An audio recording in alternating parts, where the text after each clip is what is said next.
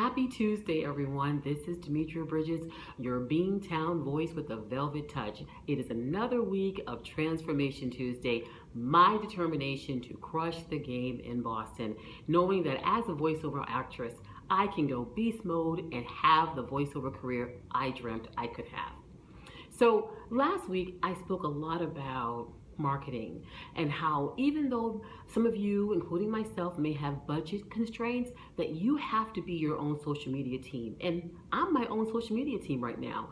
I'm doing everything and it is a challenge, but there are pros to it. I'm learning so much about iMovie, about different software, about Final Cut, that I really wouldn't have known before. So it's really enlightening, time consuming, but it's really enlightening and it's really a great educational process. So that I know that when I do finally hand the reins over to a social media team, I'm not sort of in the dark. I'm not ignorant about what they may bring to me, or I can actually contribute in ways that's really, really productive because I will have some type of knowledge. So I'm still doing the marketing, still pushing the envelope that way. I will say that it is a little bit challenging for me still to sort of have everything in a scheduled format. One of the things I do, I just do things off the cuff many times. So sometimes I'm that kind of personality where it takes me to get to the last minute before I say, aha, I have that idea. I really want to change that. I really want to have a week laid out. I already have my little graph. I did my notes software, my numbers software, and I have everything laid out. However, getting it down, deciding what am I going to say next week? What am I going to say 3 weeks from now? And what am I going to put out on social media? So that is something I really have to really work on. So marketing is still something I'm working on, and I probably will work on until, forever, really, because you can never ever stop marketing yourself. And it's not about pushing a false sense of yourself on society, but it's about engaging the community, letting them know what I'm doing and how I really see myself as part of them, and I want them to see themselves as part of what I'm doing as well. So that's marketing. I want to focus on mastery today, because about 2 weeks ago, I had the wonderful, wonderful opportunity and experience to be a guest on BU TV.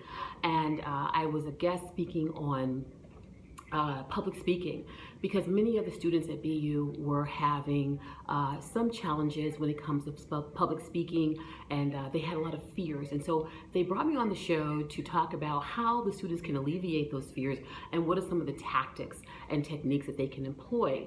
Well, as I was watching the video, because the producers had sent it to me, and I really want to give a shout out to Nick McCool. He was awesome. He was great. He came to one of my workshops, and he was the one who invited me on the show, and he actually interviewed me. He was awesome. Really great team to work with at BU, so I'm really, really appreciative of that experience. When he sent me the link to the video, excuse me, I couldn't help but notice, oh my gosh, how fast I was speaking. You can understand what I was saying. However, there were some words and some syllables that were mashed together. Take a listen. I put a little clip of the video for you, but take a listen to this. And Demetria Bridges join me now. Demetria, thank you so much for being here. Thank you, Nick, for having me. So let's begin with that fear. Why do you think so many people fear public speaking? Well, in one word, it's all about transparency. When you're standing in front of an audience, you don't have time to go over things. You don't have time to redo things. You're right in the moment. And because we live in a society that's all about imaging and all about doing the right thing, when you're sitting or standing in front of a public audience, you don't get that moment. You don't get to redo something over. And you are in the moment. You have to own that moment. And so we fear it because we can't control it. We can control what we wear. We can even control the words that we speak, but we cannot control the feelings that we have to master in the moment of speaking to someone live. And that's why we fear it. We run from it because we can't control it. So you see, even though I was confident and I was calm, I was sort of meshing my words together a little bit. And as a voice actress, that's something I really, really, really want to stop doing. Now, if I'm really actually going to stop doing that, I have to get to the root of that. And I have to get to understand, why am I doing that? Well, from a psychological perspective, I grew up in a big family, a big extended family. My immediate family were a family of 6, but I grew up in a very large extended family where we always got together for holidays and things like that. And we were loud. And if you wanted to be heard, you had to project your voice. Not only did you have to project your voice, you had to get it out quickly. And so I think that's been my default behavior, just sort of putting it out there quickly and blurting it out there and not really taking the time to make sure I was understood. Now, they understood me, but was I really enunciating my words? And I really wasn't. So that's the history behind that. So, okay, now that we understand that, what can I do?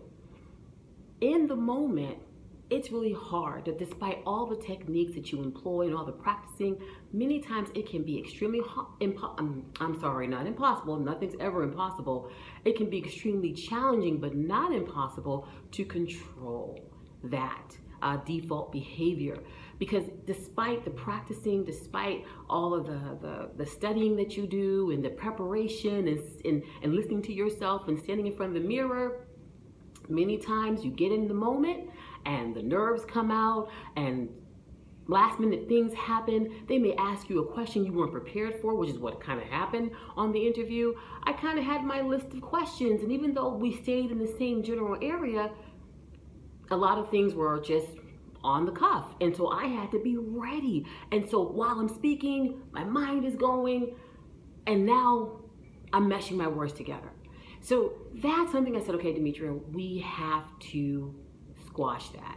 Because what if, and I have really yet to have this experience, despite 10 years in voiceover, I really have yet to walk into a studio, walk into an audition where they were like, read this.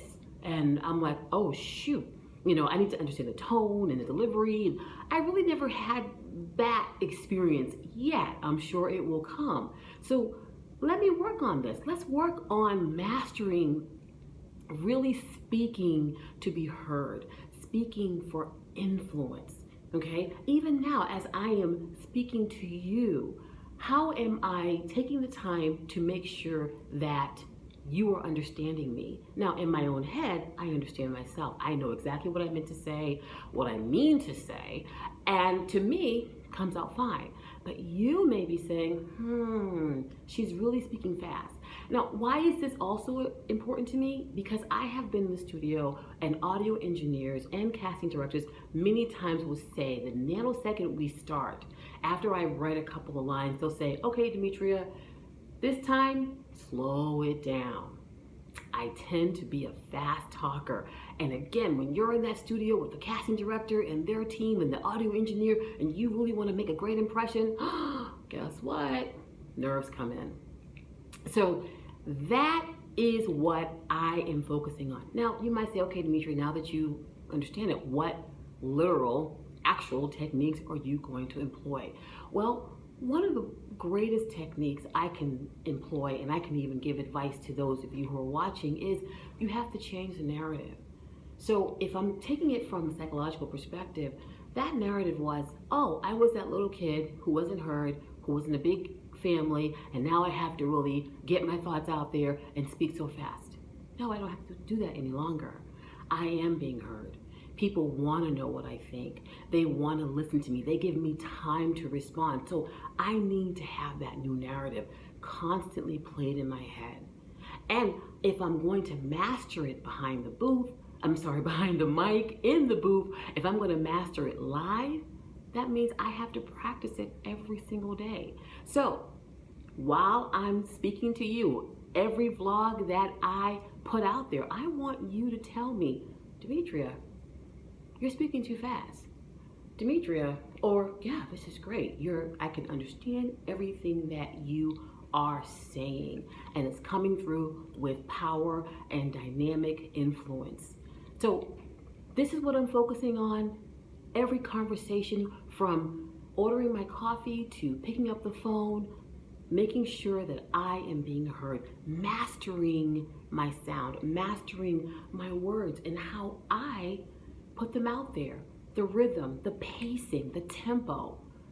These things are imperative when trying to make an impact locally.